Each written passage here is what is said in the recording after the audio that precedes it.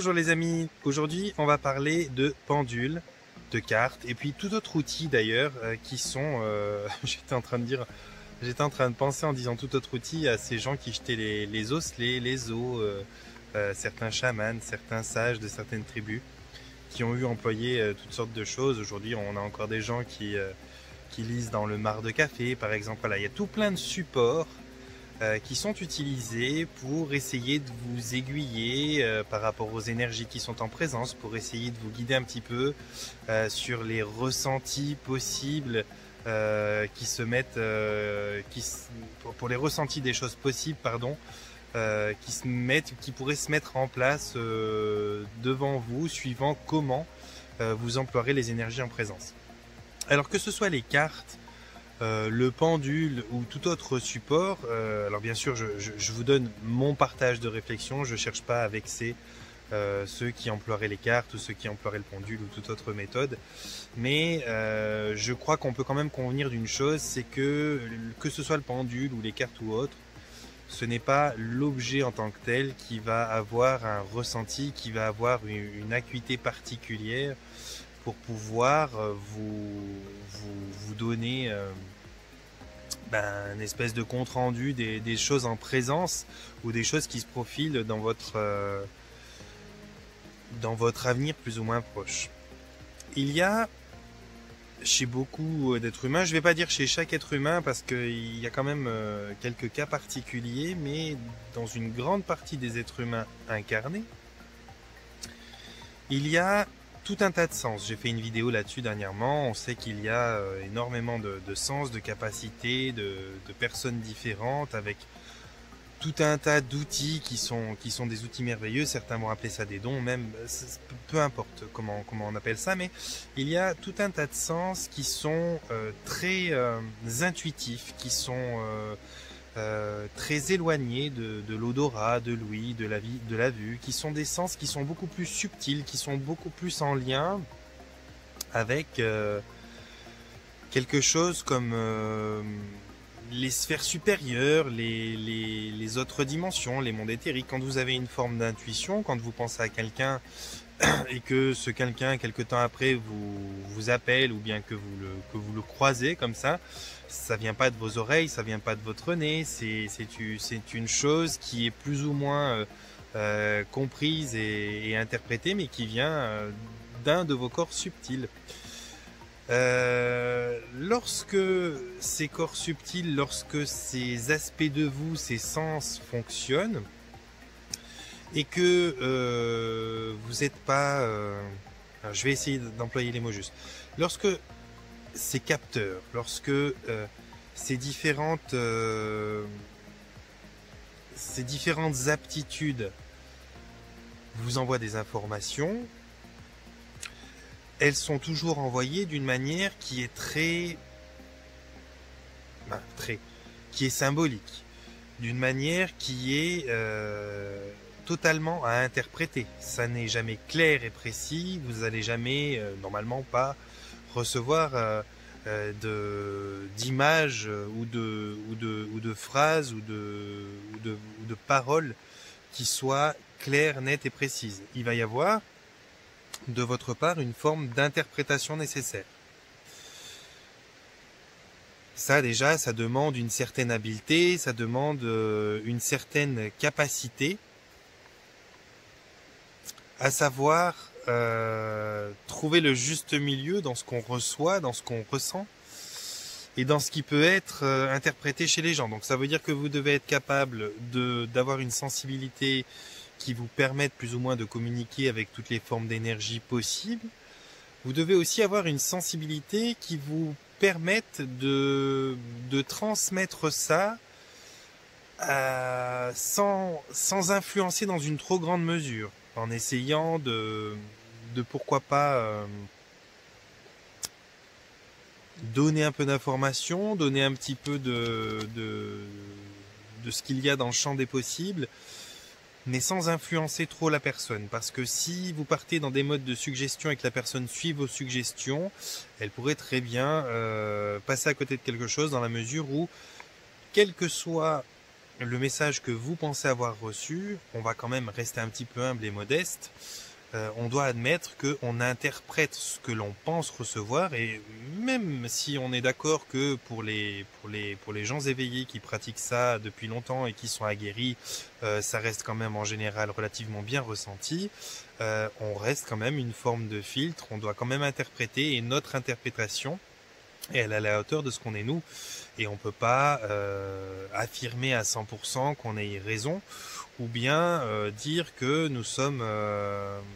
que c'est indiscutable ce que l'on pose là dans ce type de ressenti là. Donc à partir du moment où on interprète, où l'on transmet ces informations que l'on reçoit, eh bien on doit prendre la bonne mesure. On doit prendre la bonne mesure des choses, et pour prendre la bonne mesure des choses, eh bien, vu qu'on n'a pas de mots précis, d'images précises, ou de quelque indication que ce soit qui soit vraiment d'une clarté exemplaire, eh bien, on va employer certains outils, certains objets. Depuis toujours, depuis la nuit des temps, hein, il y a des gens qui emploient des objets. Alors, il y en a qui emploient les cartes, il y en a qui emploient le pendule, qui va être balancé et qui va pouvoir indiquer des choses assez précises posées sur un papier, en fait, sur une table. Les cartes, eh ben, elles ont des images, elles ont des nominations, et tout un tas d'autres pratiques comme ça ont des espèces de repères qui sont des repères alors écrits la plupart du temps ou sous forme d'images, qui vont permettre de pouvoir interpréter d'une manière un peu plus complète, permettre un panel de transmission, un panel de façons de traduire ça, qui va être peut-être plus facile à employer que de simplement canaliser une information que l'on recevrait et la donner comme ça. Lorsque vous tirez les cartes à quelqu'un, ça permet à ce quelqu'un qui est devant vous de voir la carte qui est sortie. Vous allez interpréter la carte en fonction de la personne, comment elle va réceptionner la carte. Ça va vous rentrer dans des indications, parce qu'il y a une part de mentalisme toujours dans tous les ressentis quels qu'ils soient. Il y a toujours une espèce de chose qui est canalisée à la base, et puis après il y a une espèce d'affinement qui se fait en fonction de comment vous sentez la personne en face. Et puis à partir de là, vous essayez non seulement de lui dire ce que vous ressentez, mais vous essayez aussi surtout de l'adapter à ses capacités d'entendement à elle. Parce que toute personne n'est pas prête à entendre les choses que vous avez à dire, et toute personne n'est pas forcément au bon moment pour recevoir les choses. Il y a des personnes qui vont venir essayer d'écouter comme indication les choses que vous avez que vous allez pouvoir ressentir et leur transmettre. Et il y en a d'autres qui viennent ici par fainéantise, je le dis un petit peu d'une façon dure, mais c'est un petit peu ça quelque part, ou par peur de responsabilité, qui vont venir ici essayer de dire dites-moi ce que je dois faire. Et puis c'est là qu'il faut être assez habile pour pas influencer les gens et puis leur dire ce qu'ils doivent faire à leur place. C'est vraiment important, quel que soit le thérapeute ou quel que soit le guidant qui soit, de jamais travailler plus que son client ou que son patient, parce que c'est vraiment la pire des façons d'amener un résultat à quelqu'un, c'est de le faire à sa place, parce que à la deuxième tentative de se relever lorsqu'elle tombera, elle n'y arrivera pas. Donc voilà, ces supports-là, ils sont là pour vous emmener plus de finesse, un plus grand champ de possibilités aussi sur l'interprétation, peut-être de pouvoir montrer à la personne qui est là et qui vous sollicite pour avoir ce type de ressenti, montrer ce qui est directement posé et proposé par les énergies en place. Parce que quelque chose qui vient directement dans votre tête, dans vos oreilles ou dans vos pensées et que vous transmettez à quelqu'un, ça reste juste des mots qui sortent de votre bouche, puis il n'y a pas de support vraiment. Mais quand une personne est en face de vous et que vous tirez devant elle partie des énergies en présence et que vous pouvez montrer ce qu'il est sorti, c'est non seulement oui vous qui l'avez canalisé, alors soit, mais c'est surtout quelque chose que vous pouvez montrer. Tiens, et regarde, tu vois, il me sort cette carte, ça fait quand même 2 fois qu'il me sort tel type de carte ou machin, et donc ça confirme qu'il y a bien quelque chose qui va un petit peu dans ce sens-là, et tu devrais être attentif associé à cela par exemple. Eh bien, c'est quelque chose qui, je pense, est simplement un outil qui est bien plus pratique pour pouvoir transmettre à la personne qui vous demande eh bien, les informations qu'elle aimerait recevoir. Si je fais cette vidéo et si j'essaye d'expliquer et de développer ça, c'est parce que j'ai eu quand même pas mal de... Alors j'ai eu des demandes là-dessus, mais les demandes que j'ai eues, je les ai ressenties quand même d'une manière particulière. On m'avait parlé du pendule, je me rappelle, et j'avais vraiment le sentiment, l'impression que certaines personnes pensent que c'est le pendule qui est magique, que quand elles tiennent le pendule, il y a une certaine énergie qui va venir se mettre dans le pendule et qu'elle va guider ou influencer le pendule, comme ça pourrait guider ou influencer les cartes. Or, il y a un filtre au milieu de tout ça, c'est vous. Si vous voulez, c'est pas du tout l'objet qui reçoit directement une énergie, quelle qu'elle soit, ça c'est clair et net. C'est vraiment la prolongation de vous, c'est-à-dire que c'est vous qui recevez une énergie, c'est bien souvent votre moi supérieur qui est subtilement en train de vous dire ce qu'il ressent, ce qu'il appréhende, et qui va se projeter dans un objet parce que pour vous c'est une forme de traduction plus facile, même pour vous qui pratiquez donc. Donc souvent, moi j'ai entendu des gens qui pensaient qu'il fallait un bon pendule, un bon machin, un bon truc. En vérité, il faut prendre celui qui vous plaît. Si vous avez envie de pendre un vieux bout de capsule de canette au bout d'un fil et que pour vous c'est le truc idéal et que ça fonctionne super bien, il n'y a aucun problème. Il sera pas pire ou pas mieux qu'un qui est en or ou en argent ou en marbre ou en quoi que ce soit. Même si certains vont essayer de vous dire non, celui-là il est bien, il est ci, il est ça. Moi, je pense profondément que ça c'est du blabla. Je pense qu'on est capable avec une alliance au bout d'une chaîne, qu'on est capable avec un pendule de haute qualité ou qu'on est capable avec un truc bas de gamme pendu au bout d'un bout de papier toilette de faire exactement les mêmes résultats qualitatifs qu'avec les choses qui sont dites les meilleures. Il y a des besoins de qualité effectivement pour certains cristaux, pour certaines choses en vue des protections qu'elles vont vous donner, mais lorsque l'on parle de ce genre de pratique-là, on parle de ce que vous êtes capable de faire, de votre vibration à vous. Et si vous vibrez bien, si vous avez une bonne hygiène de vie, si vous êtes clairement réceptif, pas trop influencé et que vous êtes pas trop... que vous êtes humble, quoi, que vous cherchez pas à diriger et à donner des solutions et puis la vérité que vous croyez vous être à tout le monde, si vous cherchez simplement à transmettre quelque chose comme il arrive, même si c'est pas vraiment dans le ressenti que vous pourrez avoir de la personne, mais qu'intuitivement il vous arrive une chose comme ça, et que vous essayez d'être juste dans ce que vous ressentez, dans ce que vous recevez et pas dans ce que vous pensez de la personne, normalement vous aurez de bons résultats, des choses qui seront assez pertinentes et vous allez pouvoir bien sûr développer quelque chose de plus en plus. Alors après il y a des périodes bien sûr, il y a des moments qui sont plus adéquats pour ça, il va y avoir les lunes, il va y avoir aussi votre alimentation, hein, comment vous vous alimentez, l'hygiène de vie que vous avez, votre état d'esprit. Il y a des moments où on peut être bien connecté, il y a des moments où on a beaucoup de peine à être connecté, c'est tout à fait normal, hein, on est vivant et quand on est vivant, il y a des hauts, il y a des bas, ça c'est tout à fait normal. Mais aujourd'hui, voilà, je voulais simplement vous transmettre que c'est vous qui avez ces aptitudes, que c'est une extension de vous-même que vous prenez pour pouvoir avoir plus de facilité, c'est un outil pratique pour jouer à ces choses-là et qui est potentiellement plus adéquate pour montrer, enfin je veux dire quand on a quelque chose, un espèce de support pour montrer à la personne qu'on a en face de nous de quoi on parle, c'est plus facile aussi pour elle de pouvoir se rendre compte, parce que si vous avez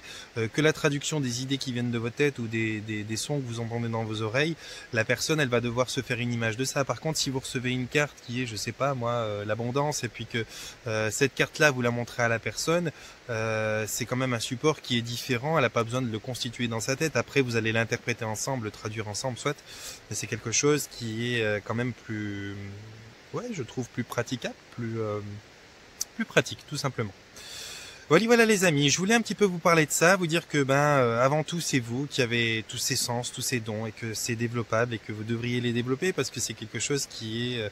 rend la vie plus légère, plus magique, et puis ça donne un échappatoire aussi, parce que quand il y a métro, boulot, dodo, et puis que la détente pour vous c'est juste sortir en boîte, se reposer le lendemain et puis faire un massage et puis un machin, on est quand même court, hein. Par contre quand on se promène avec les idées qui partent ailleurs, quand on est capable d'être à la fois là dans ses baskets à ressentir la l'air frais de la forêt, puis en même temps à être tout au bout de la galaxie, à essayer de visiter tout ce que l'esprit peut vous montrer, puis revenir et puis contempler simplement un rayon de soleil, en s'imaginant que ce rayon de soleil qui est là, qui vous touche et puis qui vous chauffe la peau gentiment, il vient de milliers de millions de kilomètres et qu'il est quand même là tout de suite, en même temps qu'il brûle là-bas, et il est là sur votre peau à vous faire un bec de beaucoup de douceur, plein de chaleur. Voilà, il y a pas mal de, il y a pas mal de choses qui vont vous permettre de vibrer, de ressentir la vie autrement si vous développez un petit peu toutes ces choses qui sont dites spirituelles. Parce que, ben voilà, que vous le vouliez ou que vous le vouliez pas, eh bien, ça fait partie des choses du vivant. Il n'y a pas que les choses que l'on voit, que l'on touche, que l'on ressent qui sont là. Il y a aussi des choses qui sont, voilà, tout ce qui est les sentiments, par exemple, l'amour, le, la haine d'ailleurs aussi, le, le bien-être, le bonheur, c'est des choses qui sont pas palpables et qui sont pas dues à quelque chose de matériel. C'est vraiment des ressentis, c'est des formes d'énergie qui sont quantifiables, qui sont mesurables. D'ailleurs, aujourd'hui, ça se fait dans la neuroscience et dans la science quantique. Ce sont des choses qui ne sont pas physiques et matérielles. Maintenant, tout le monde sait que l'amour existe et puis on se pose pas de questions là-dessus. Mais toutes les autres choses spirituelles qui sont à votre portée et que vous n'essayez peut-être pas parce que on n'en prend pas le temps, sont des choses qui sont aussi existantes et aussi réelles que l'amour, qui sont des formes d'énergie, qui ne sont pas du tout des choses que vous pouvez prendre matériellement et mettre dans votre poche ou stocker dans une boîte. C'est vraiment des choses qui sont là et avec lesquelles on travaille subtilement. Voilà, je vous encourage à faire tout ça, à essayer, à vous approcher de ce genre de choses, parce que de toute façon, que vous le vouliez ou pas, que vous le sachiez ou pas, on va dans une période, alors je sais pas si on la verra tous de notre vivant, mais ça s'enclenche bien, où de toute façon ces choses-là vont être de plus en plus présentes, sont nécessaires et puis vont être incontournables, et puis on va pas pouvoir faire comme si ça n'existait pas. C'est quelque chose qui arrive en force. Donc essayez de vous acclimater, puis de profiter de ça, parce qu'il y a vraiment beaucoup à récupérer là-dedans. Je vais vous laisser me mettre des commentaires si vous avez envie qu'on aille un petit peu plus loin sur toutes ces choses, tous ces outils. Il y a aussi, je connais des personnes aussi qui pratiquent, qui pourront très bien me donner des renseignements encore plus pointus si vous en avez besoin. Moi d'ici là, je vais vous faire mon traditionnel panier de bisous. Je vais vous demander bien sûr de mettre un pouce en l'air pour que j'aie plus de succès encore dans mes petites vidéos, et puis de les partager s'il y a des gens qui ont intérêt à voir ces petites vidéos-là, et puis de vous abonner pour grandir la famille encore un petit peu plus. J'en serais ravi, vous serez très bien accueillis, croyez-moi. Et puis d'ici là, je vous souhaite tout simplement, comme d'habitude, de vous porter bien, de prendre soin de vous. Et de prendre soin de vous.